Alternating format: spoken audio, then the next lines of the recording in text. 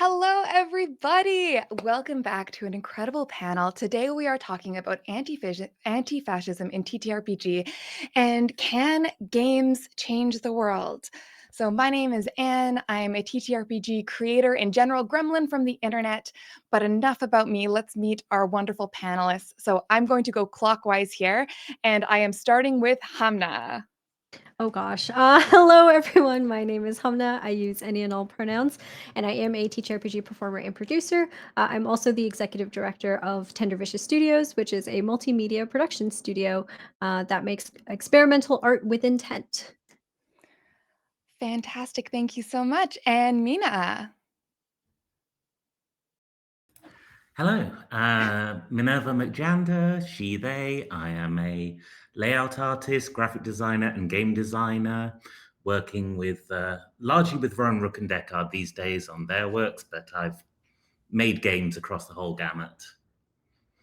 Currently working on Voidheart Symphony, a game of anarchist community revolt.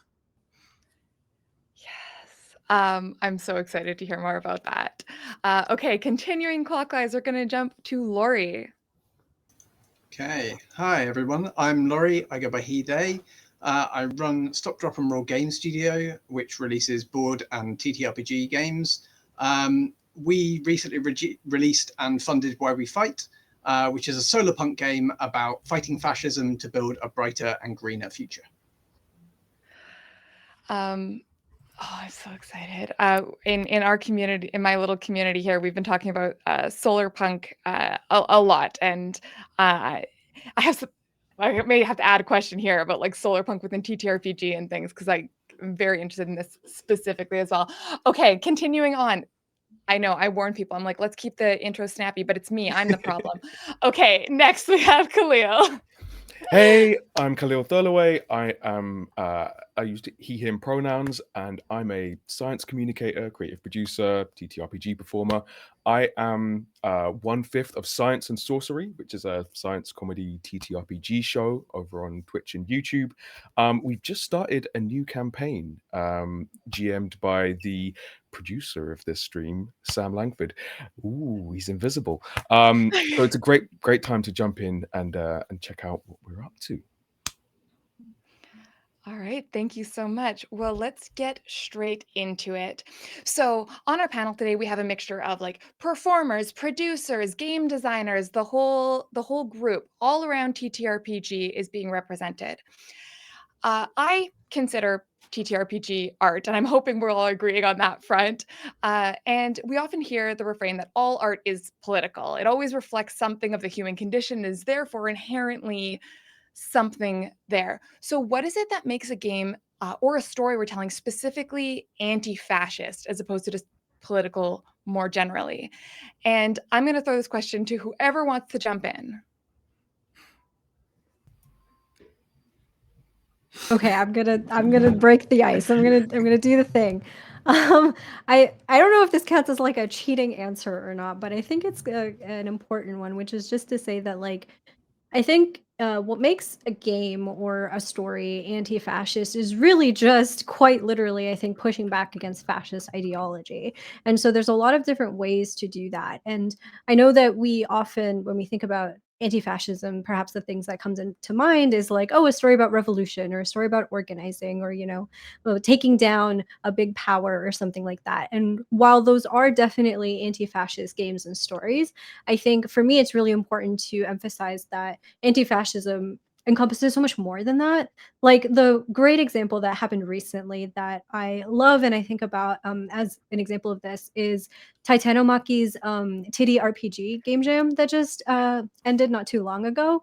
And the whole point of that game jam was for trans queer people to make games and to make art and to center their sexuality as part of that process. So all of the games and all of the art that came out of that game jam are like they're not necessarily about like fighting the man or a revolution or anything, but I would consider all of that anti-fascist because part of fascism is queerphobia, is transphobia, is tamping down our sexual expression, is being very anti-kink and very Puritan sort of ideals and all of that. So being able to like create stories or to create games that are about, you know, sex, about trans people, about queer people, about kink, in a very loving, free, expressive way, I think that counts as anti-fascist too. And so examples like that are why I say, like, maybe the cheat answer of like, it's just whenever we're pushing back against fascism, really. I I think like there's maybe three different ways I could answer this question, right? The first is like subject matter. If is the subject matter anti-fascist, like are you fighting fascists in it? Are you building communities? Are you celebrating, telling stories of like queer people saving their communities, sort of thing? Then there's the sort of processes by which the game operates, right? Like a lot of anti-fascist organizing is about like forming mutual support networks and looking into the sort of root causes of something instead of the symptoms, and looking beyond the easy narrative of who might be causing a problem and look more into a sort of societal perspective. And then the third thing is the methods of production of the work.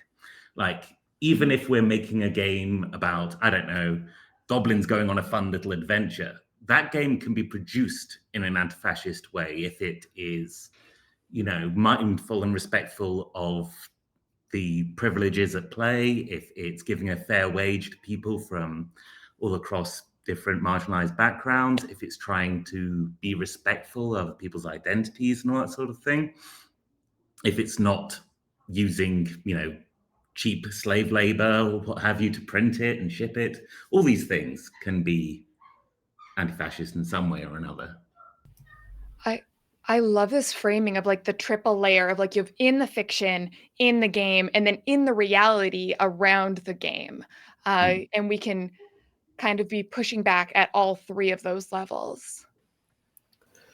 Yeah, the I, way. Oh, go ahead, Lauren. no, okay, sure. Well, on moving sort of with that, I was sort of listening to it and thinking to myself that the way I would phrase it would be kind of, what are we first of all looking to protect, and second of all, what are we looking to build on top of that? So it's not just a question of like, we have to fight back and push back against those who are looking to put people in boxes or prevent other people from having empowerment of their own.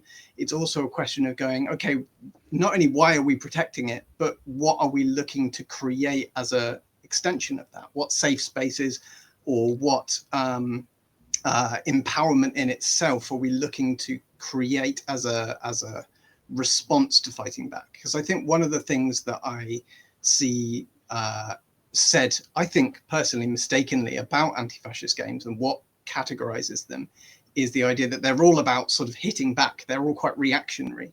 But I don't think that's necessarily the case. And often you'll see games that I think are quite anti-fascist that are more about like, what do you want things to look like?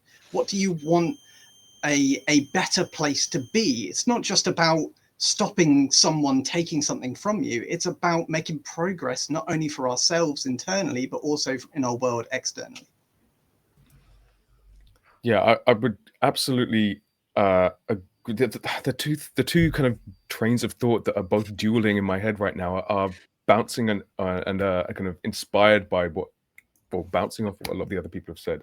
Like what Homna said about kind of existence while marginalized under fascism is in itself political. So whether that is, you know, being queer, whether that is being Palestinian, whether that is being like disabled, whether that is any kind of intersection of all sorts of marginalizations. And so I agree that, you know, making art that um, celebrates and protects that is inherently anti-fascist, but also oh, on the subject of kind of intention and what we're trying to do with the game, um, you know, are we trying to help people endure? Are we trying to help people counteract an aspect of fascism? Are we trying to help people dismantle a structure? Are we trying to help people build an alternative or build past something? So it's also, yeah, thinking about what what intention do we have, what are we trying to empower the audience to, or the players to to build in themselves or to build the capacity to do in the real world. Because doing something in a game doesn't do anything material in the real world, but it can help to empower people to do that. Oh, we are gonna get to that. I have a couple questions about that, but I want to hop back to something that was said previously. Like, I also have dueling trains right now, because I do play. I play a lot of D&D. I play a lot of indie games, but I also play a lot of D&D. And when I run D&D, the great fantasy of this game for me is that you can fix systemic issues by hitting them repeatedly with a sword, and then if you hit them hard enough, they just go away. And I'm like, this is like self-indulgent justice porn a little bit. But I'm wondering, like, how do we make games and stories that go a little bit further than that, go a little deeper, a little bit more nuanced, while still keeping that kind of like rallying sentiment? I mean, to start off, catharsis and that kind of power porn, like you were saying, is actually valuable as a treat. Just a little snack. As a treat. As But a you treat. can't exist on treats alone. And you can end up getting addicted to the treat, and letting the treat get in the way of the real meal. I do think also though that there is something to be said about the idea of like punching the systemic problem away, in the sense that sometimes that is an answer and that it does work. And I think that we talk about it like it's not an answer at all a lot of the times, or not even an option at all a lot of the times. Like I think about, for example, how um I'm forgetting his name now. Richard Spencer, I think was his name, about how he got punched repeatedly, and now he stopped. He stopped. He just stopped. He stopped going out. He stopped doing his tours. He stopped speaking. And in interviews, he has explicitly stated that the reason he stopped was because he was scared of getting punched again.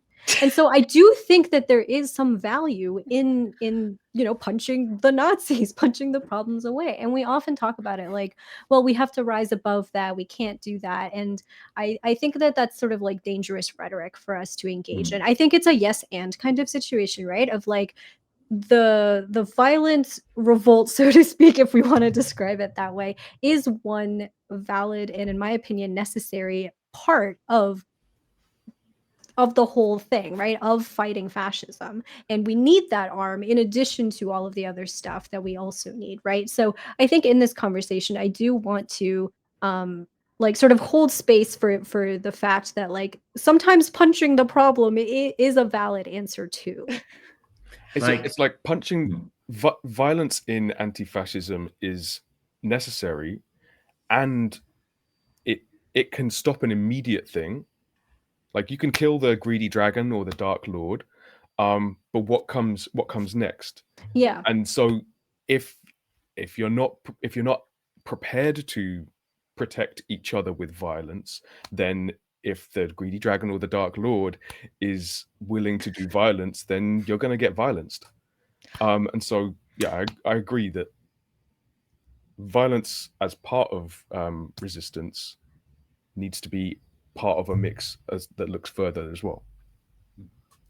So I'd say that like the process of saying this is a guy that is bad and we are going to communally tell the story of them getting their shit kicked in, that serves a function, right? That serves a useful social function around the table of like emphasizing these are the people this is the sort of things that are bad and we together like stopping that.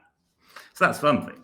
But then there's like, so I like to think of the games that I make and help make, etc., as like in some ways models, right? To help show people interesting like ways to do things, stories that they can, ways of telling stories they might not have thought of before, right? And that can be in like the anti-fascist game sort of way, a very simplified model of like this is how you see what a problem a community is having. This is how you identify the key actor that is causing that. This is how you take collective action to resolve that. This is how you perform the aftercare to bring the community back up to their feet, sort of thing. And like, I used to work in disease modeling, right? Back when I was a fancy pants scientist instead of a layabout artist. And one of the things we had to be careful of there is overfitting a model, right? Like, if you put in so many intricate mechanics, you can perfectly replicate the data you just saw, but it's going to fall apart the moment you put it against some new situation. And in some ways, we can make simplified versions of the process that are easier and simpler than like what you would actually have to do if you were going out onto the street these days to stop the injustice right outside your door. But the general philosophy, the general sort of steps of the process, if that is accurate and matches what you want to do, what you think would be good to do in real life, it can still be very useful. And my understanding is that in Void Heart, there is a like a physical manifestation of the ill that you can fight, but then that's the first step. Is that correct? Or it's part of a Uh, broader thing? I think that's closer to Mad as Hell, which is Okay. it's very fun that like me and people I know are making two games about occult revolutionary action. So the thing in Void Heart is that there is a bastard who's causing problems for someone you know, and you can have a cheat code to essentially go inside their brain and fight the avatar of evil in there, the parasite dimension that's funneling them and stopping them from facing consequences. But in order to fight that, you need to disrupt the idea that they're invulnerable because it's inside their own mind. And so you need to help bring them accountable. You need to show that the people of the city are opposed to them. You can show that their actions cause real pain, all this sort of thing. And that's the sort of way in which the real world stuff bleeds into the fantasy of it all, kind of thing. Oh, okay, cool. Um, and yeah, so while we're talking about like different kinds of games and how they deal with these issues, like what does it mean when we're creating, like whether it's as storytellers or as game designers, uh, anti-fascist art, but within a medium that is very deeply rooted and continues to be associated with like militarism, indiscriminate violence, power fantasies, like how do that sort of connotation and legacy interact with this work? So with this, actually, I feel like one of the bits that we didn't really touch on the previous question was that, you know, we spoke a lot about how violence is like often put down as like, oh, you know, that's not an acceptable way of dealing with situations, whilst anti-fascist RPGs hold it up as actually, you know, in some situations it is valid. Actually, in some situations it is okay. One of the things I didn't see being talked about is the fact that actually, in our media, in all the things that we watch and we listen to and everything that is presented to us very often is the idea that violence is absolutely okay if it's done by the state. Mm. And only then. And so when we look at things like how in RPGs we have this idea of militarism within games as a standard, the idea that, like, you know, if people going out in troops, basically, you know, collections of people going and dealing with problems, we're looking at it from a medieval perspective where realistically the state isn't quite so all powered and all consuming as it is in the modern day. So taking anti-fascist games which are looking at more modern day perspectives, you now put yourself in a position where you can do this even while there is an all-powerful state that normally has a monopoly over violence. Actually, sometimes it is okay to go beyond the state's monopoly over violence and be able to do things. And I think the fact that RPGs have that intrinsic standing point as being effectively combat games means that you have an easy in to be able to start approaching that. And what's really interesting to me is that you know, we talk about how RPGs are all, you know, very much, they very much tend to have combat. And in our media, in everything that we watch, everything that we read about and all the rest of it, we're very comfortable with reading and watching about violence, about aggression, about sort of, you know, people getting shot or blown up or anything else like that. We're not comfortable with acting out and also portraying care. We're not comfortable with showing people being delicate with each other, people taking time to be kind, people taking these moments to make something better for each other purely because they want to, purely because they care about it. And I think, in a way, the thing that I see more than anything in anti-fascist games that is different to RPGs in the norm is the fact that they give these moments to be able to portray that kindness, to be able to sort of take a step back and say, when you're not doing those things, actually, how are you making something nice? How are you making something better? How are you showing kindness? And I don't see that in many other types of games, and I think that's quite unique. In a way, anti-fascist games come at things from a military perspective, and people see the, you know, punching up side of things, but they also create space to be able to show the other side, which is being the beginning of a better place, a better world, a better mindset, and embodying that and actually being able to play that out, because we don't have many other forms of media that let you.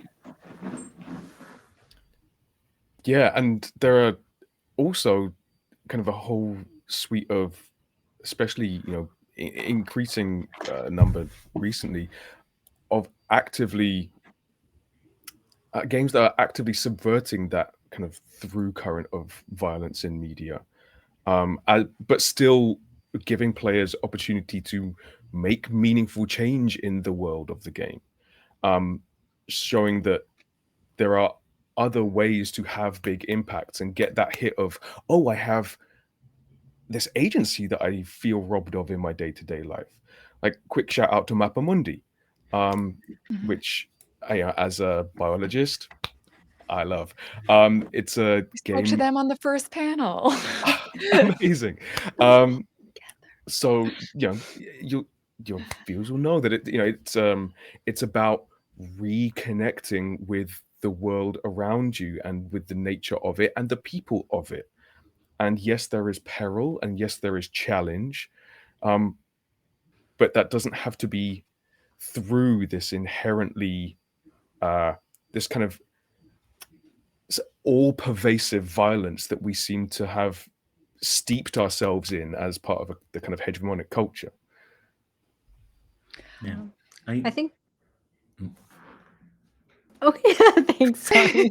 I was gonna say, I think Khalil and Lori hit on some really good points in terms of like what happens in the game, and then to kind of connect back to what Mina was saying about, you know, the layers of anti-fascism in tabletops, right? Talking about not just in fiction but also outside of the fiction as well.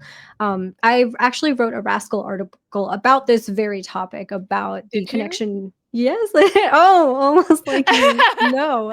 But connecting like militarism and the history of militarism to the history of RPGs specifically, and particularly connecting back to D&D, which popularized tabletop games in the first place for everybody. And I think one of the unfortunate things is that we have to really, as a industry, as a space, first contend with that reality. First contend with the reality that the games that we are playing come from and still have effects of this militarism, as basically the foundation that we're working with, right? And what does that mean for us when we're playing these games, right? Like when we're playing games that are based off of war games, that are based off of basically simulations of combat in a war setting, what we're doing is we're dehumanizing all of the people involved in it, right? How many people have played campaigns where they come up and they go up to a strange other creature, being, whatever, that you are not really familiar with, and the only real acceptable answer is to slaughter them all because they're in the way, because you want something and they're in the way. And it's not to talk to them, right? You don't talk to the horde of goblins that when you roll up to their camp, you just kill them and you take their stuff and you leave, right? That is the like such a basic D&D like way of approaching stuff, right? And so the people that you are coming up against are just fodder, right? They're just war fodder. And that's how we treat people in war, quite literally, right?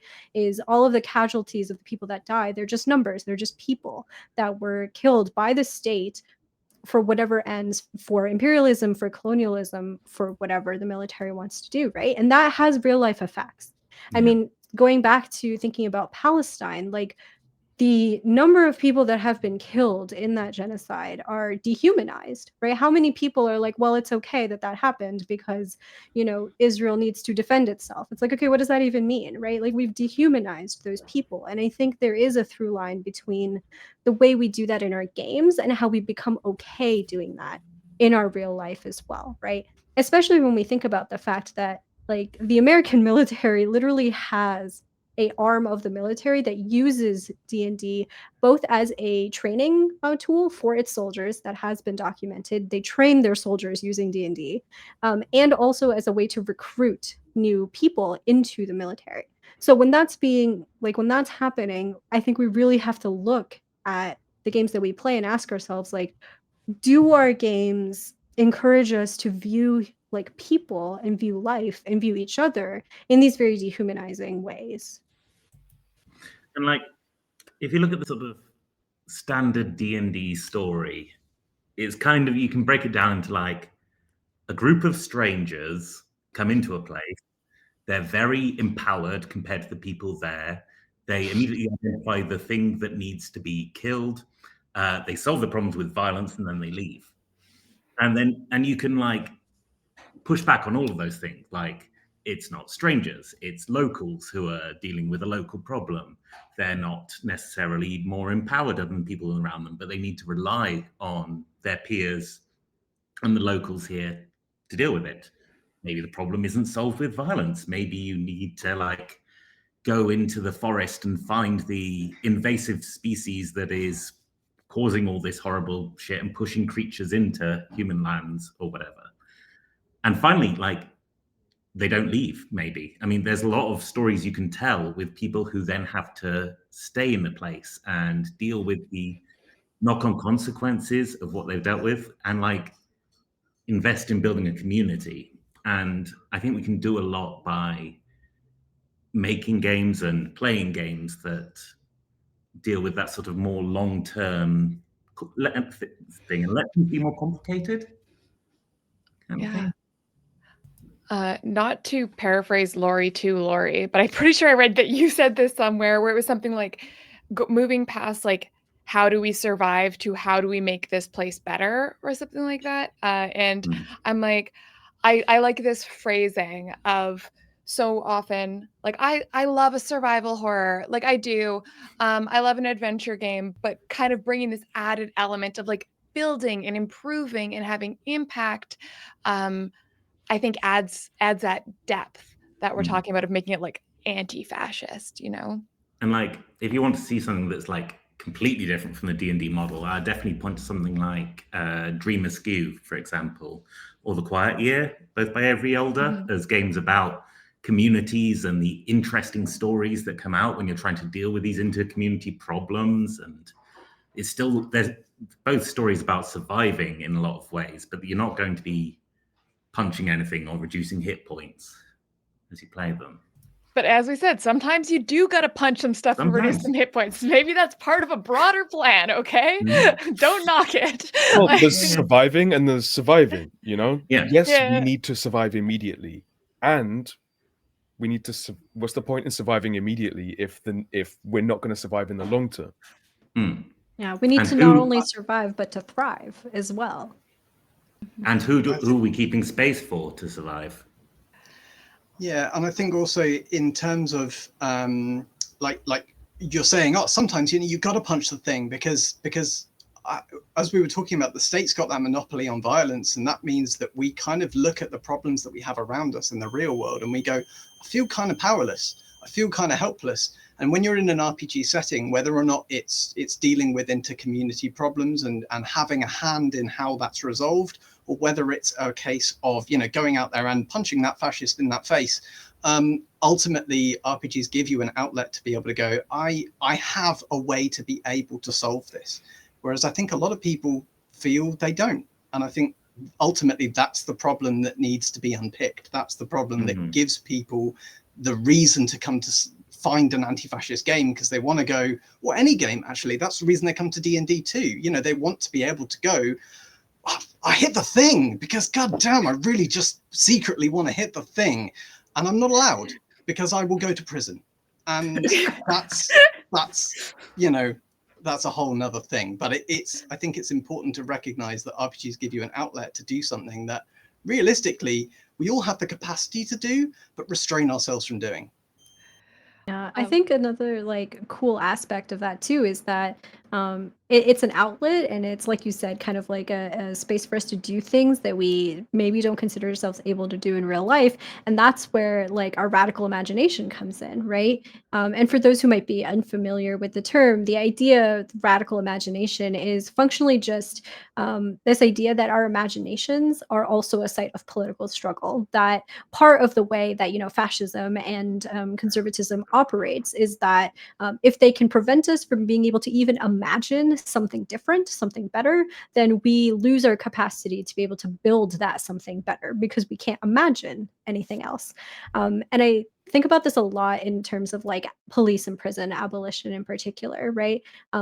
Where you come to people and you say, "Oh, police abolition," and they go, what would we do if we didn't have the cops?" Right? And that's part of that limitation on our imagination. And I think one of the beautiful things about tabletops is that it's a space where we get to take those stoppers off, right? Because if there's dragons, in this world, if there's magic, if there's all kinds of sci-fi tech, then why can't we imagine a different mode of operating, a different power dynamic, a different structure? And I think one of the things about like tabletop games as like on the creator side of things is that we can help facilitate that for people, right? Like sometimes people aren't familiar with different ideas when they come to your game, but through the game you can introduce them to it, right? For example, I was a guest writer on Emerald Templars, which is a highly militaristic game for all intents and purposes, right? The Emerald Templars is a faction or like the big military in the world, and I was asked to write a city state for it. And I wrote a city state that hates the Emerald Templars and that doesn't have a military, doesn't have cops. And as part of it, I was asked to write out, okay, how does conflict resolution work in this city then if you don't have that?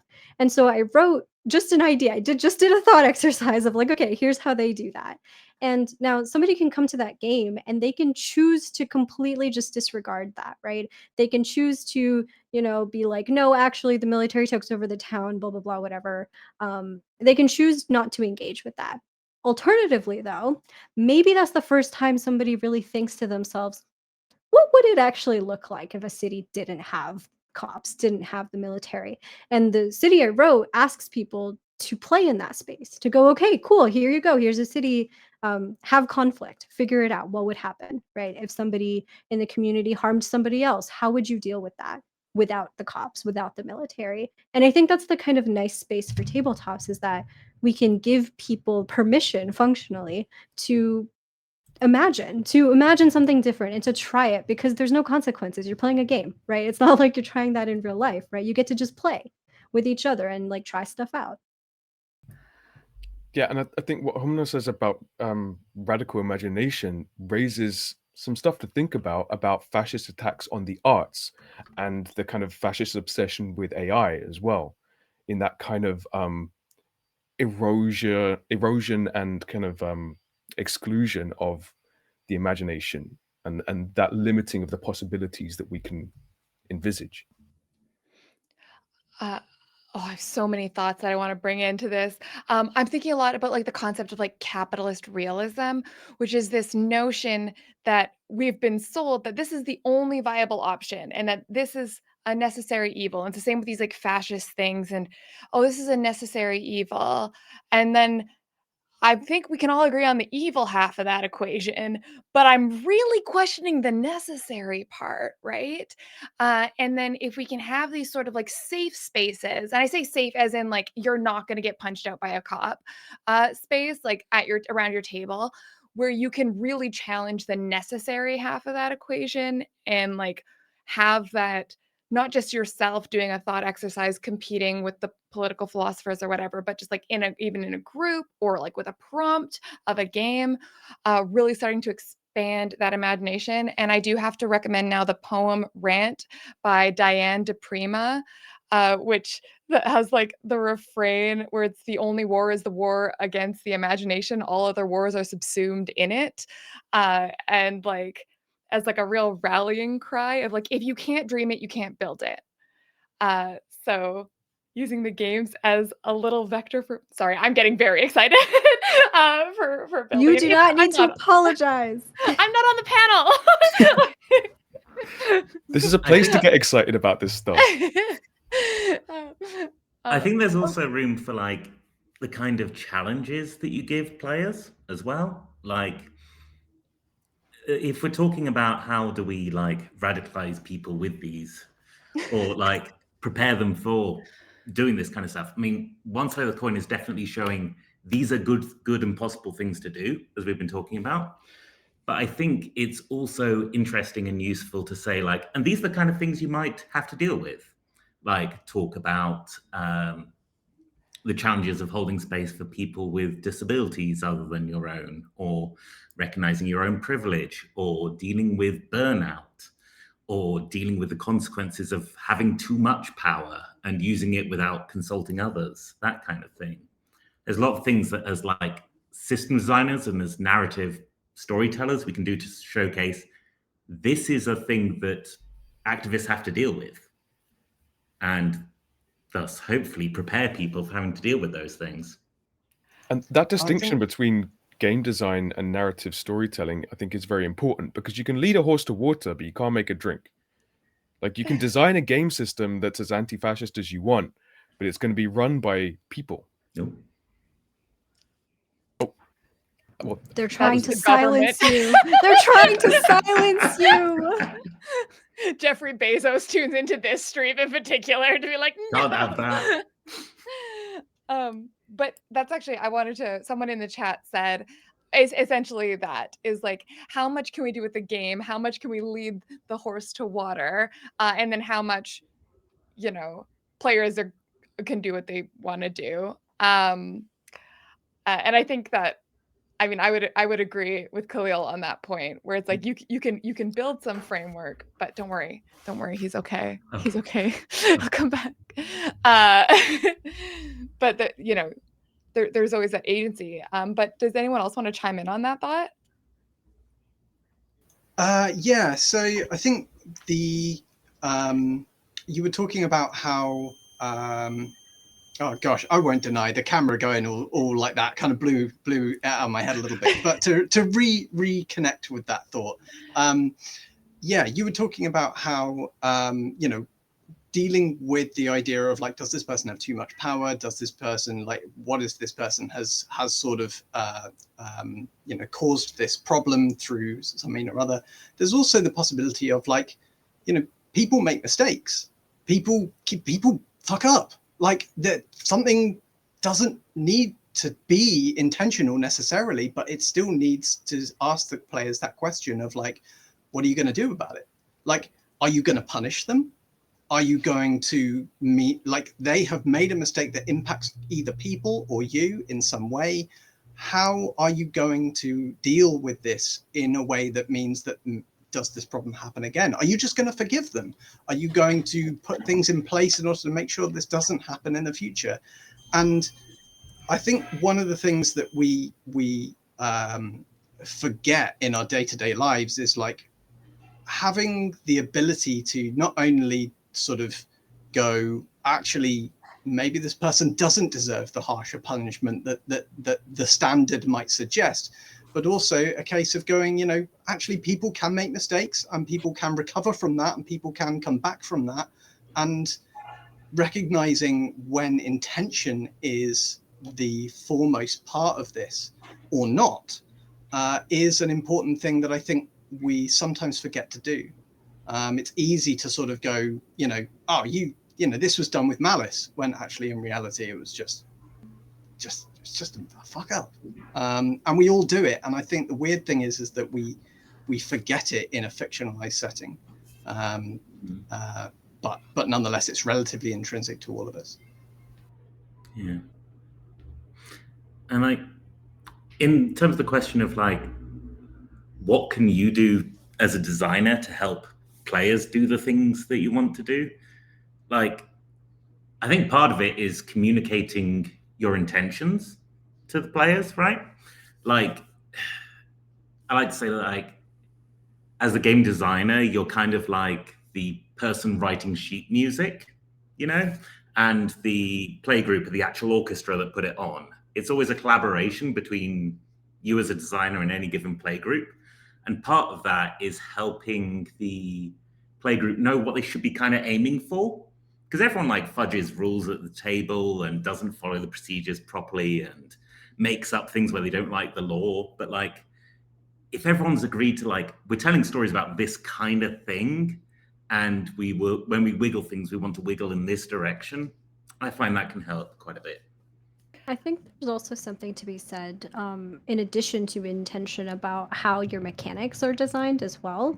Because at the end of the day, your mechanics are going to incentivize certain types of play, certain types of narratives and play styles, right? Like when we think about D&D, for example, why is it that even though D&D WotC says, yeah, you can play any kind of story with D&D as a system, we all know that's not true, right? We all know that there's a limit on that.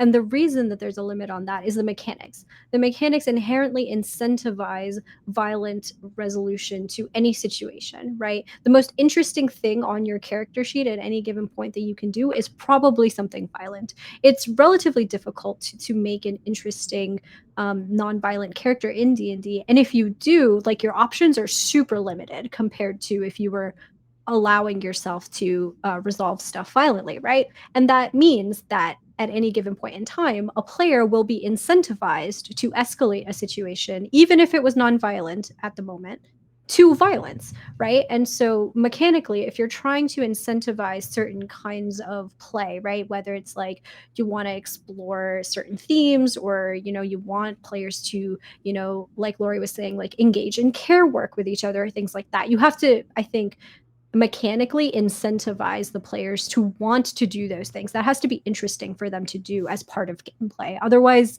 like, I feel like you can, on the one hand, like, you can say that that's your intention all you want, but if that's not fun for the people playing the game, by the way that the game is designed, like, they're not really going to do that.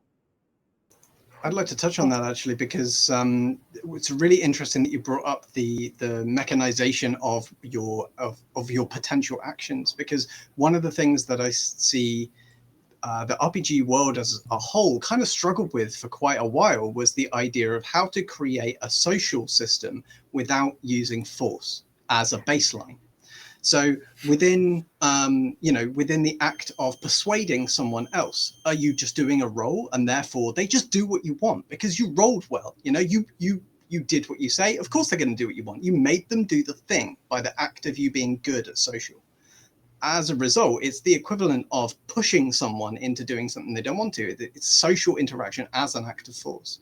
And I saw, it's changing these days. I think we're seeing more and more games experiment with the idea of social mechanics being intrinsically very different to combat as a whole and to fighting as a baseline. But yeah, for a long time, and especially within the D&D sort of sphere, you have this idea of social interaction, direct peer-to-peer communication being an act of intrinsic force, being an act of making someone do what you want because you're better than them. Mm-hmm. Oh. Yeah, I think.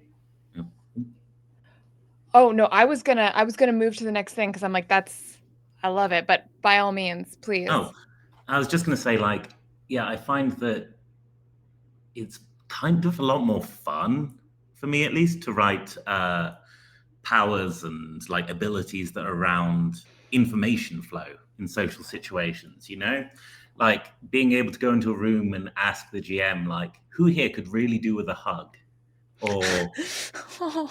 look at someone and ask, what are you regretting right now, and that kind of thing. And like that, just kind of essentially moving from like treating like non-player characters as objects that you enforce your will upon, but more like I don't know, characters you're trying to learn about because Like and what's their people? needs and how do you meet their needs and Whoa, like, let's not get too radical Are you there. saying that people are people? Hold up. No, I'm kidding. but like treating them as useful, not useful as in objects, Yeah. but as in an important place of play is in understanding other people and working out what they would like from you and what they need from you and all that kind of thing. That's pretty fun, I think. Okay, this is actually a fantastic segue because my next question is I'm not going to speak for everyone, but you know what? I will actually. Hey, kind of like politically exhausted a little bit. Like we're either you're in stuck in the scroll or if you're in the act like if you're doing activism or whatever, there's a lot of work, there's a lot of like sense of fatigue I'm hearing from various people. And then to come to the table in your leisure time and play a game that is explicitly political, how do we make that fun? Like, how do we make it that it's still leisure time? That, we've been having some lofty philosophical conversations. And how do we make it that it's still like a game? Put wizards in it. Put wizards in it. Done. Make people hot in this world. And just like anti-fascists.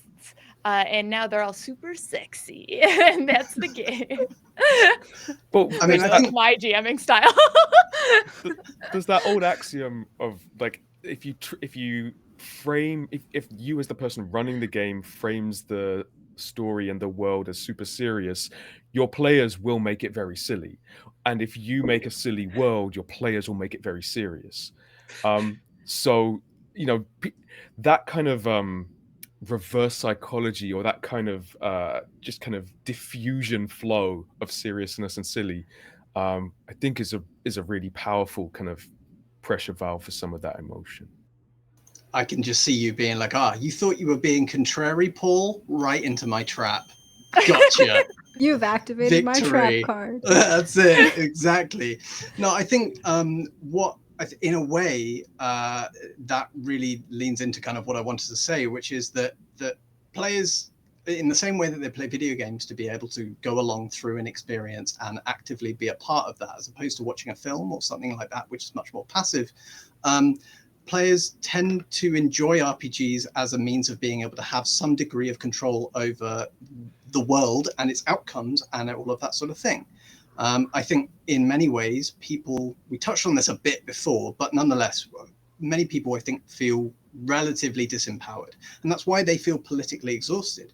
You have these things in your pockets that allow you to see not just the stuff going on near you, but also hundreds of miles away, and all going on all at the same time, constantly, and it's exhausting. Totally fair enough. But RPGs allow you to sort of be in this position where you go, okay, this thing that's in front of me, that's right here, I can do something about that. I can make a difference. I can make that change. And most of the time, the game that we created before Why We Fight was called Earth Rising, and that was all about transitioning society to a sustainable future. And one of the things that I would say with that, when I was talking to people about it, was that when you're looking at a world in turmoil, when you're looking at all of the stuff going on, it's overwhelming, it's exhausting, it's huge, and you feel like this tiny little thing in the midst of it all. And how could you possibly change anything? And you need to, in a way, change your focus down to a point where you feel like you can actually do something. Because the moment you feel like you can, the moment you start doing it, the moment it becomes accessible, and the moment, as a result, you make change. And if we're all doing that on that little tiny scale, if we're all making that small change, all of a sudden we look around and we go, oh my goodness, that's a big old change. There's a lot of drops of water in every wave and so on. And the idea that in an RPG, you can sit down around a table with friends, people you trust, and make a change happen that you all agree upon is an immensely powerful thing. And the idea that people are making games that not only recognize it, but also allow you to actively tap into it in an even more powerful way than normal, again, only expedites that feeling of empowerment and change. Okay, if I may posit, it's not that it's not the politics that are exhausting. It's the sense of powerlessness in the face of the politics that's exhausting. It's the Uh, alienation. I would agree with that. yeah. Because I think it's about like there's this one refrain from Mariam Kaba, who's a abolitionist in the States, that she says a lot that I really hold dear to me, which is hope is a discipline, which is to say that like hope is something we have to actively work to like have within us every single day. And it's something I take very seriously in the sense of like, for me, fighting back against that, against, like you said, like the fatigue and the scroll, right? The news of all these terrible things happening is I make a point to have on my feed regularly wins, like social movement wins, like no matter how small, right? Anytime I get news that a new union has formed, I'm fucking ecstatic. Anytime, I hear about like protests that are happening, or direct action that people do, hearing about another factory that got shut down that was building arms for Israel, things like that, right? Like that is all part of a daily practice of building hope to push back against that feeling of hopelessness, because at the end of the day, that powerlessness is really the thing that's exhausting. And I think tying it all back to games, right? That's part of how games can be fun, is they can instill hope in us, right? At the end of the day, we want to tell stories that, even when we're, telling tragic stories, I like to think that there's always a little nugget of hope in there that makes those stories feel good for us, and not just, endless grief and trauma and whatnot. Like that's all fun and all, but I think the thing that makes that really resonant, right, is the part where there's hope for our characters, where there's hope for the world that they're in, where there's hope for the narrative. And that's where we can take these really heavy topics, I think, and then make them fun and make them even like salves for our hearts, I would say. Yeah.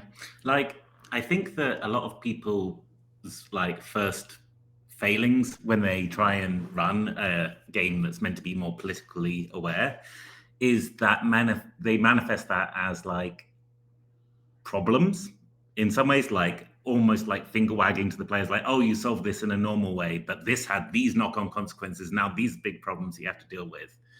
And I think a large part of what you need to do to make this sort of thing fun is let them have wins, let them show like this is a good thing that you did. And also obviously put in like a range of good things to do. That's important also. But let them play out what it would be like to make a change in the world for good. And I think that's a really important part of the politically aware gaming kind of side of it. Oh, I love that. Okay, we are at our last question, friends, and it's a doozy. Um, we're playing these anti-fascist games. Can we use these games to move beyond the table? Can we use them to teach like the skills to mobilize, things like that? What does that look like? Hmm. Just a casual, let's change the whole world for reals now. And you've got a few minutes, so good luck. Short answer, yes. Yeah. Next question. No, long answer. Yes, and because we don't want to kind of overstate or exaggerate the power of the art that we're making and interacting with. But also, it's important not to miss potential for the power of this art. Um, like, for example, over on Science and Sorcery, we have 4 framing messages, like 4 main principles that inform and underpin everything we do. And those are that understanding the world through science is a joyful and empowering experience. Science is not neutral. It influences and is influenced by a wide variety of social, historical, and political factors. 3, the world we live in is deeply flawed in terms of humanity's treatment of power, wealth, the planet, and each other. 4, by imagining new worlds, we can identify problems, solutions, and alternatives that we can transfer into reality through our actions. So we're not saying that the games we play and the shows we make are themselves going to end fascism. that would be wildly hubristic, Hmm. but kind of cool. But If I, you know, it's about like unlocking power, helping people unlock power in themselves and each other through finding wonder in the world, finding wonder in each other, taking ownership and agency over your knowledge and understanding of the world, identifying changes that you want to make in the world, and then acting to do it. And I think that speaks to a lot of the stuff that we've been talking about over the past hour, about power, about agency, about imagination, about potential. And so tying all of that into science and that way of interacting with understanding the world, I think was really key for us, because they're so often seen as separate. As you know, science exists in this spherical vacuum, and then there's all this wibbly wobbly human stuff. But they can't exist without each other, really. I think that in addition to the imagination, which is, in my opinion, the perhaps the largest and like most primary way that the tabletop experience can go outside, right? If you, for example, practice engaging with police abolition as a concept in a game, perhaps you can take that thinking to your real life, right? That's one way. But I think even beyond that, there can be a little bit more of a practical sort of application to it. And Lori's studio, for example, is publishing Why We Fight, and I was uh, very graciously invited to be one of the guest writers for it. And little teaser for all of you, because it hasn't been come out yet, but the adventure that I'm writing for that is specifically meant to be an educational tool to teach people how to engage in blockades and encampments and occupations as a political strategy. So, as part of the writing, right, I will be referencing like the history of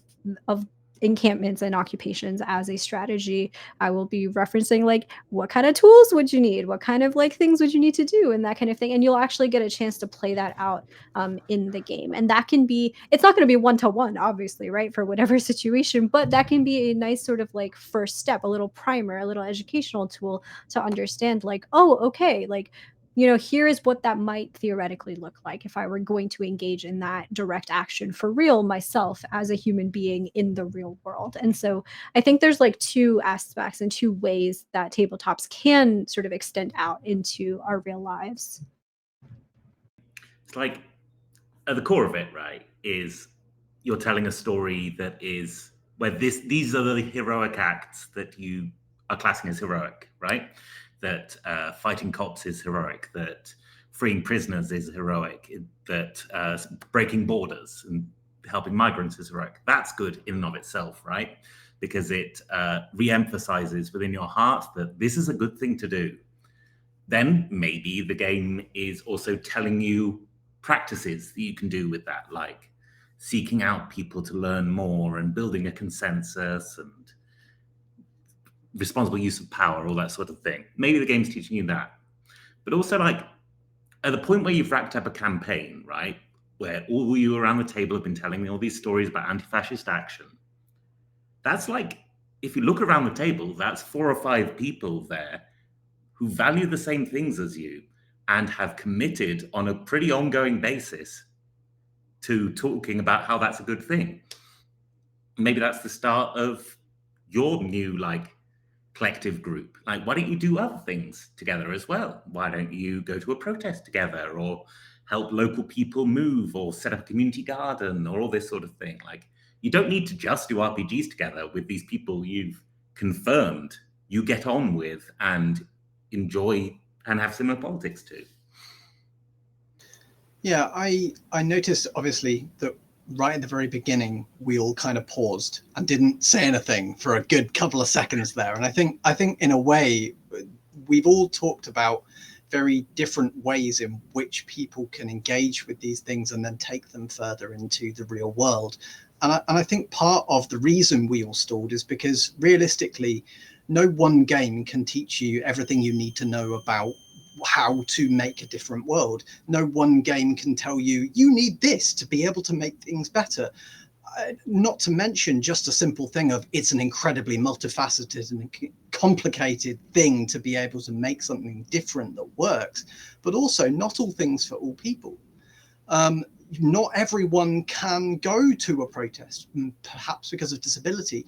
Not everyone can be a part of direct action, but perhaps the people who can't do direct action can start that community garden. Perhaps they can be involved in making it so that folks who end up without food now, because they've been doing that garden, now they can have that food shared with them. The area I'm living in is, I'm very lucky to say, has a vast amount of different planters and everything like that around our local area where we are growing food, and people work together to do that and provide that for free. All the time, the biggest thing I see as the biggest barrier to anti-fascist real life action is the fact that our sense of community and our sense of ability to band together and our sense of why that's important and why we should do that has been undermined. It has been eroded over time by messages that say they just want more money than you. They just want your job. They just want this. They just want that you have.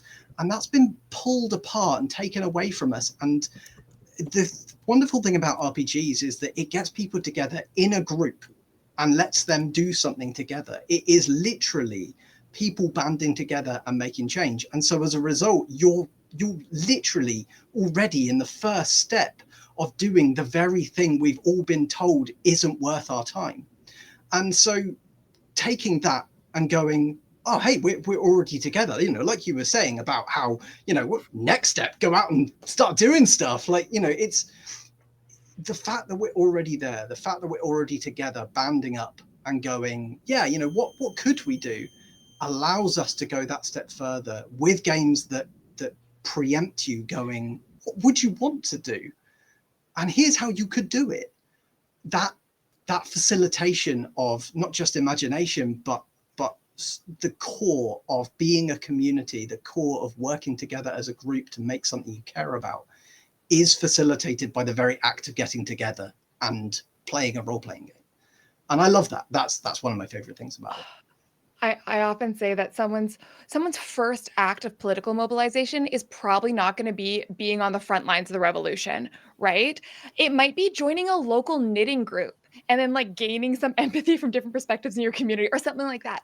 And the cool thing about these is this is just playing the games is actually kind of your first act of organizing, of mobilizing, and you're spending that time thinking about other possibilities. My guys, you're already halfway down the road. That's it. That's exactly it. You know, uh, I was just going to say, Khalil said that it's important for us not to overstate the impact of our art. And I completely agree because, our art is not going to be in and of itself the thing that changes the world.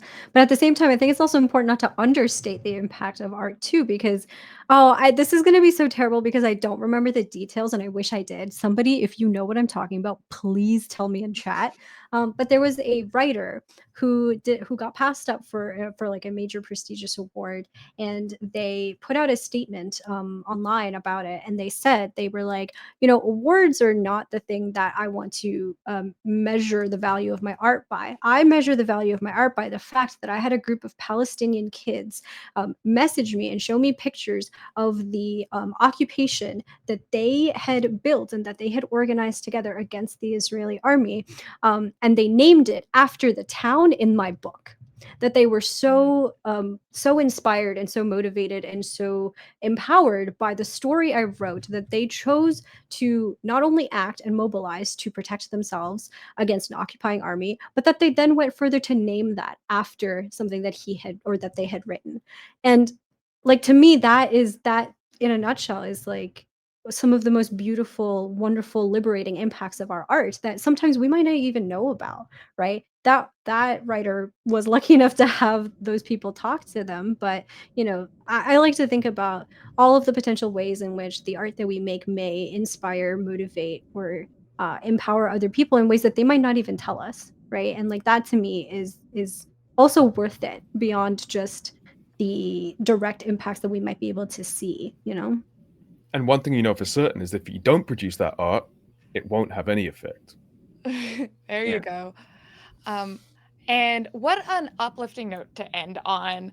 Um, all right, everyone. Thank you. Thank you so much. Huge thanks to the panelists. Huge thanks to the chat. Y'all were really, I know this got a little lofty in points, but I appreciated everyone's willingness to jump right in the soup with us. You're wonderful. Let's do a quick round of sign offs. And to give Hamna a break, I'm going to go the opposite order this time. So we're going to start with Khalil. Where can people find you on the internet if they want to learn more about what you're doing? Well, in terms of game stuff, then mostly where you can find me is on Science and Sorcery. So we stream on Twitch, but we're moving over to YouTube shortly. If you want to play a game I made, um, my friend Hannah Ayub and I were commissioned to make a board game for a scientist, and we ended up making an anti-capitalist semi-collaborative board game about fish farming called Lice to See You. That's lice like lice and CSEA. You can get it for free. It's a downloadable, printable PDF. We made it that format so that it could be used in community centers and schools and stuff. It's a whale of a time. Sorry. I love it. No, I live it. Or if you like the sound of my voice but don't like the look of my face, you can check out Our Broken Planet or Wild Crimes, which are podcasts that I presented for the Natural History Museum about messed up aspects of our relationship with nature. All right, thank you so much. And continuing now in counterclockwise, we're going to go to Lori. Okay, yeah. So you can find our stuff basically anywhere on the various Meta and other sort of Blue Sky and all those sorts of places under SDR Games. And generally speaking, if you're looking for our stuff, you can go to our website, which is sdrgames.studio. Or otherwise, you can search for Why We Fight, which is our recent game, which we just funded and are very excited to release. So come check us out. We are still running games on our Discord channel, so testing out some of the last little bits and pieces of the game as we're getting it ready for printing. So come by, give it a go. All right, thank you so much. Continuing onward, Mina. Hello. So you can probably find me at Mina Honeybat on the socials. As a green card holder, I try not to post anything too inflammatory, so I don't post there very often. But in terms of things related to the panel, you might be interested in Void Heart Symphony, a game of queer occult revolution in your city's shadows. That's recently crowdfunded, but there's stuff to get, quick starts or whatever. Legacy, Life Among the Ruins, a game about people, societies rebuilding after an apocalypse and all the different challenges of community formation there. Or if you want something much less cerebral, my comrade Grant made Eat the Reich, a game about vampires trying to drink all of Hitler's blood. It's also really fun. And yeah. Because sometimes you just gotta punch the Nazi, right? Sometimes it's just fun to eat a Nazi. All right, and Hamna. Hello, everyone. My name is Hamna. I use any and all pronouns, and I am a TTRPG performer and producer. You can find me all over the social medias at Lilith TTRPG. I am most active on Blue Sky, so if you want the most activity from me, you should go over there. I am also, as I mentioned earlier, the executive director of Tender Vicious Studios. We are Tender Vicious Studios on all social medias or tendervicious.com. And we have an actual play, a tabletop actual play out right now called Laurie's House, which is available on all podcasting platforms. Laurie's House is a story about imperfect identity, community, imperfect memory, identity, and community. I do that literally every time. It is a very beautiful story that I made with an amazing, amazing team. And I highly recommend you go listen to it, especially if you like kind of funky metatextual stuff. And that's all I'll say, because if I say more, I'll give something away. But yeah. And thank you so much. And a huge thanks to the man behind the curtain, Sam, our producer, without whom these panels would not run. You can check out Sam all over the internet at Sam Size and over at Science and Sorcery for more wonderful content. I'm No Man or Anne the Gnome. And if you're watching this, you probably already know how to find me. And I think that's good enough. All right. Thank you so much, everybody. Goodbye.